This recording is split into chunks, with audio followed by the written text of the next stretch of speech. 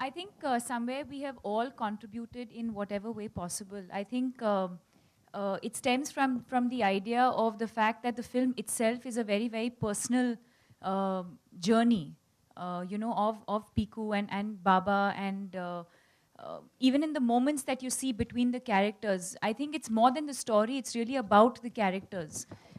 So even in terms of our communication, I think we've tried to keep it as intimate and as personal as possible.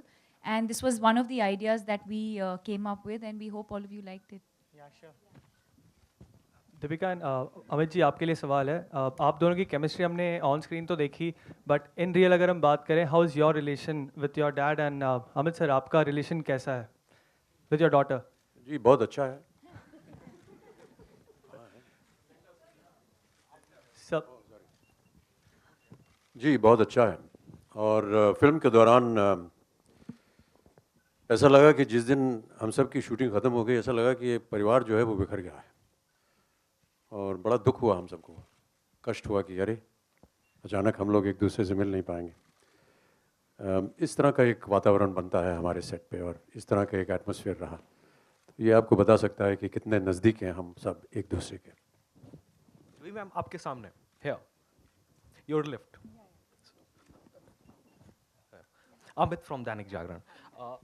Ji ma'am, इस story का idea मतलब ऐसे जहन में आया, और ऐसे अतरंगी किरदार आपके आसपास भी रहे हैं क्या?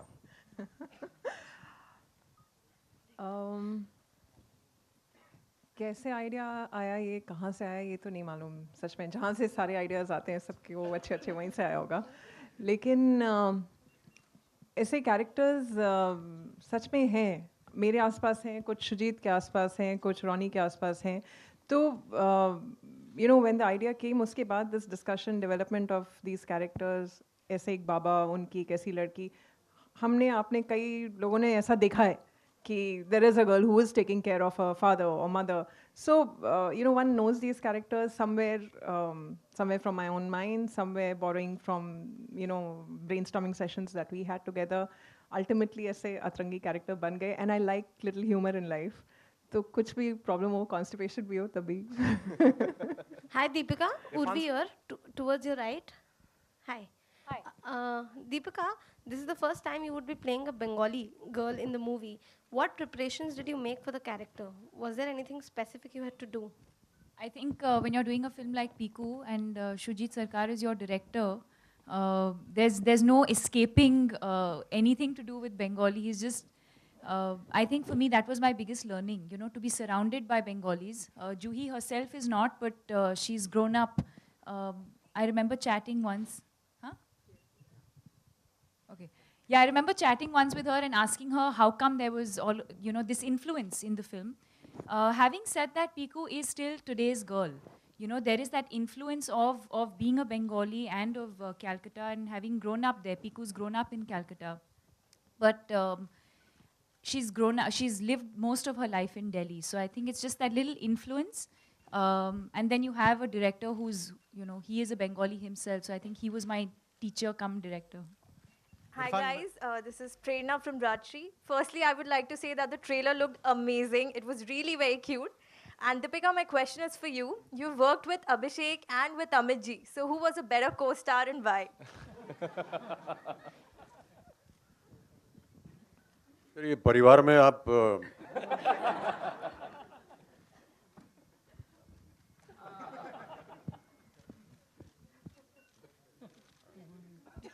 लाज रख लेना बेटी, बाबा की लाज रख लेना, please. Okay, let's put it this way. I think Abhishek's more. Actually, I can't even say that because he has an amazing sense of humor. What I was going to say is that Abhishek's more fun to work with, but I got to learn a lot from Amit ji. But the reverse can happen also. I think they're just too talented, father and son both. Hi Deepika. But I have to add to that and say that in the years that I've known Amit ji, outside of work, whenever we've met socially or they've called me over for Diwali or whatever, I think our chemistry just came to us very, very naturally. I remember them mentioning once that I remind them of their daughter. and the way they have been protective of me is the way my parents are with me. You know, I think a lot has to do with your upbringing and things like that. So I think our chemistry that you will see in the film eventually is very, very organic.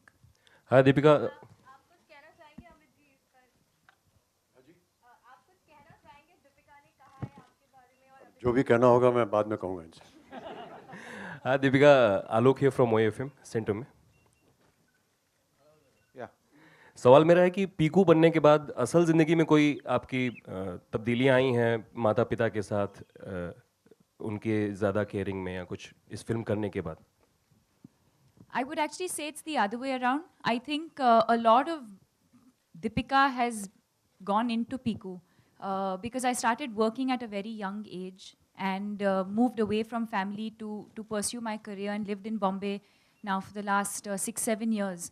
So I think automatically वो एक concern तो होता ही है, you know, how are my parents doing health-wise, otherwise, are they happy, are they okay? That concern is always there. Also, Piku as a multitasker, the kind of things that Piku does, when you see the film, you'll see it. You know, parents, work, family, friends, all of that. But still doing it happily. She's not forced to do it. She does it very, very happily and she enjoys doing it. I'm very much like that as a person. But yes, of course, there are moments in the film when we were shooting, you know, I'm sure we've all had our moments where we've thought of our own parents at some point. Amit ji, Delhi से कोलकाता तक का सफ़र है, तो कभी ऐसा road trip आपने किया है? कोई जहन में आता है अगर आप जिक्र करना चाहें? रोड ट्रिप मेरा व्यक्तिगत जी कई बार, अभी बताना पड़ेगा।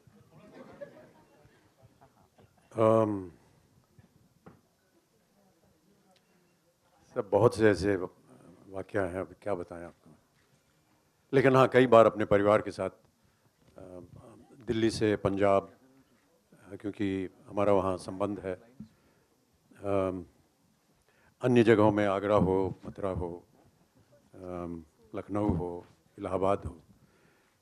जब बाबूजी का तबादला हुआ इलाहाबाद से दिल्ली, तब उस समय हम इलाहाबाद से दिल्ली गाड़ी में आए थे, तो वो एक सफ़र हमें बहुत याद है। हाँ, शुचित जी, आपसे एक सवाल है। पहले विक्की डोनर, फिर मद्रास कैफ़े और अब पीकू, क्या आप अपनी फिल्मों को किसी दायरे में नहीं बांधना चाहते? वेरी डिफ़िकल्ट, मालूम नहीं किस जॉनर में मैं जाके सेटल होऊंगा या क्या करना चाहता हूँ। कहीं आइडिया आता है अच्छा तो करना, मीन्स सडनली लगता है हाँ ये आइडिया में फिल्म बन सकती है। बट एक फिल्म एक तरह का एक विजन होता है जो आपको देखना चाहिए। सपोज़ जैसे जूही ने जब मेरे को आइडिया सुनाया तो पता नहीं कहीं एक कुछ टिक कर गया, लगा कि नहीं एक फ़िल्म बन सकती है इस पे। बहुत ही डिफ़िकल्ट था इस फिल्म को लिखना। इस फिल्म को लिखना उतना आसान नहीं था, because just purely character based film है और हमारी ज़िंदगी के कुछ रिफ्लेक्शंस हैं। एक दिल्ली का परिवार है ये। सो मालूम नहीं किस जॉनर पे कहाँ मैं बांधूंगा अपने आप को, बट आई थिंक एक्सपेरिमेंट करता रहूँगा तभी जाके मज़ा आएगा। Thank you. इरफान, आपसे सवाल था यहाँ पे, ईशान न्यूज़ एक्सप्रेस से। इरफान, कैसा था एक्सपीरियंस, क्योंकि जब अमिताभ बच्चन जैसे महानायक आपके संग एक फ्रेम शेयर कर रहे होते हैं तो कहीं ना कहीं हर आर्टिस्ट हल्का सा नर्वस होता है। आपका एक्सपीरियंस कैसा था बच्चन साहब के संग काम करने का और क्या फीलिंग थी उस समय? यार महानायक की निशानी यही है कि वो अपनी महानता को आने नहीं देते को एक्टर्स के सामने। आई थिंक मेरे लिए बहुत ही खूबसूरत एक्सपीरियंस था और जो मैंने उनको देखा काम करते हुए, मुझे लगता है कि किसी भी एक्टर को अपनी अगर ट्रेनिंग अगर वो कर रहा है या वो सोच रहा है कि एक्टर बनना है उसे, तो आई थिंक उनको बच्चन साहब को ऑब्जर्व करना कंपलसरी है, नहीं तो एक्टर नहीं बन सकता। मतलब उसको वो पता नहीं चलेगा कि वो किस तरह से करते हैं। वो मुझे लगता है कि अभी तक बच्चन साहब के जो रूप हैं वो उनको खुद को भी नहीं पता चले, शायद उतना एक्सप्लोर नहीं हुआ है। वो जिस ओबीडियंट तरीके से, जितनी मासूमियत के साथ डायरेक्टर के विजन को फॉलो करने की कोशिश करते हैं, उस पर मेहनत करते हैं और साथ में प्लेफुल रहते हैं। कई बार क्या होता है ना कि आदमी मेहनत करता है वो बहुत बोरिंग लगता है, दूसरे लोगों के लिए बोरिंग हो जाता है, लेकिन उनके साथ मतलब बहुत सारा उनका मतलब उससे प्लेफुलनेस बहुत होता है। कई बार ऐसा हुआ जो मेरी ज़िंदगी भर मुझे याद रहेगा वो मोमेंट, कि हम लोग ऐसा वो लाइन बोलते हैं कई बार ना, अपनी लाइन रिहर्स करते रहते हैं ज़ोर ज़ोर से, तो आप दूर बैठे हो तो कई बार आपको भी वो होता है, इंस्टिंक्ट आ जाता है, तो आप यहाँ से बोलने लगते हो, फिर वहाँ से जवाब देने लगते हैं, फिर आप बोलने लगते हो।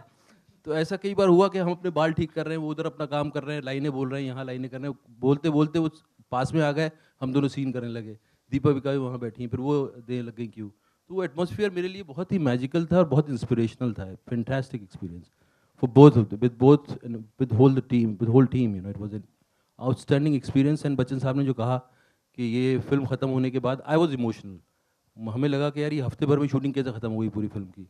And we were all feeling कि ये बहुत कभी ना शेष होए। हाँ,